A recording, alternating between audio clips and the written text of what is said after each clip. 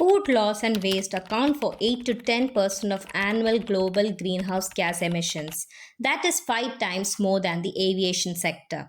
This makes tackling food waste one of the most effective strategies to mitigate climate impacts. What if I told you that your Thanksgiving dinner might be warming the planet more than your oven? Hey everyone, welcome back to Foodiversity, where we uncover the science behind the foods we love and sometimes the uncomfortable truth behind them too. And today we are going to talk about how Thanksgiving contribute to climate change. Every year, millions of people across the country cook massive meals around the same time. Ovens run for hours, fridges are stuffed, and every household becomes a little power plant. The sheer scale of the day is what makes its impact so large. When you imagine one family roasting a turkey, it seems harmless. But when you imagine tens of millions of households doing the same thing, the numbers start to add up very quickly. It becomes one of the largest food consumption days of the entire year, with an energy spike so big that some power grids actually prepare ahead of time. Now, let's talk about the star of the show, the turkey. To raise one single Thanksgiving turkey, farms require an enormous amount of water, feed, land, and energy. They need feed crops like corn and soy, and these crops require fertilizers, tractors, irrigation, and processing facilities. All of that releases greenhouse gases long before the turkey even reaches the farm. Then there is the processing, slaughterhouses, packaging plants, cold storage, and transportation across multiple states. Many turkeys are raised in one state, processed in another, and shipped across the country before reaching your grocery store. Some birds are even frozen and stored for months, which means huge refrigerated warehouses running 24/7. These facilities consume enormous amount of electricity, adding to the carbon footprint. The turkey may get all the spotlight, but the side dishes form a whole supporting cast of emissions. Take mashed potatoes. They are stored in giant temperature-controlled facilities to keep them fresh year-round. These warehouses consume large amounts of electricity. Cranberries, they grow in bogs, wetlands that naturally emit methane, a greenhouse gas far more potent than carbon dioxide. When these bogs are harvested and flooded, the emissions increase. Dairy-based dishes like casseroles, mac and cheese, and creamy potatoes contribute through dairy farming, which is methane-heavy due to cows. Pumpkin pies require pumpkins grown in fields, harvested, processed into puree, canned, shipped nationwide, then baked again at home. One pumpkin pie is basically a small carbon adventure. Now we get to one of the biggest contributors, travel. Thanksgiving is one of the busiest travel periods in the United States. Highways are packed, airports are chaotic, and everyone's trying to make it home for dinner. Cars stuck in traffic burn fuel for hours. Planes take off full, land full, and take off again. Even short flights release massive emissions because takeoff burns the most energy. The week of Thanksgiving sees millions of extra trips added to the national transportation system, and each of these trips releases carbon dioxide into the atmosphere.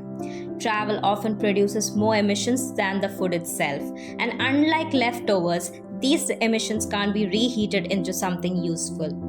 Before we dig further, hit that like button and don't forget to subscribe. Let's talk about the quiet villain of Thanksgiving, food waste. Every year, millions of kilos of perfectly good food are cooked and never eaten. Thanksgiving meals are intentionally oversized because nobody wants to look like the person who didn't make enough.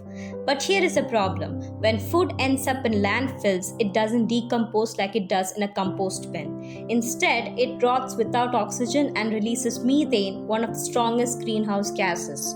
And Thanksgiving generates an enormous amount of this waste, from leftover turkey and untouched stuffing all the way to dessert plate scraps straight into the trash. Even the preparation process, vegetable scraps, packaging, unused produce contribute to the waste pile.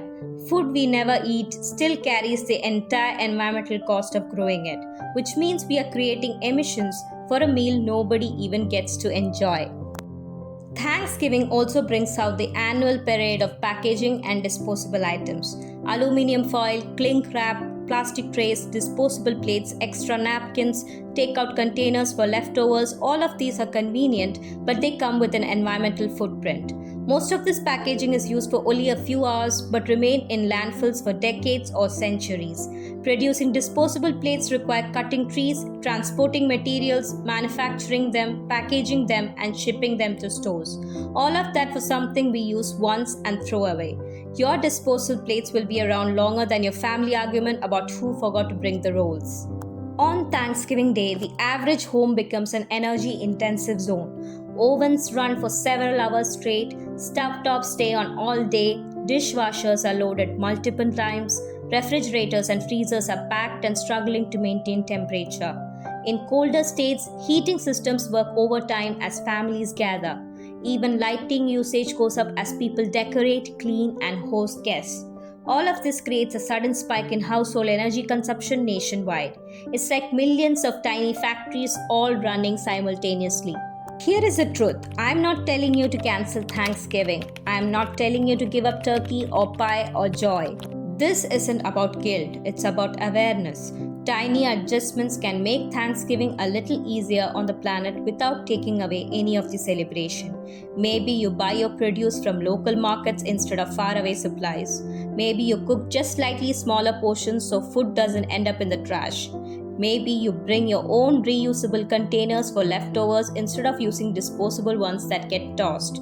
Even choosing to freeze leftovers instead of letting them rot in the back of the fridge makes a difference. And if your family travels a lot, maybe carpooling or combining visits help reduce your carbon footprint without changing your traditions.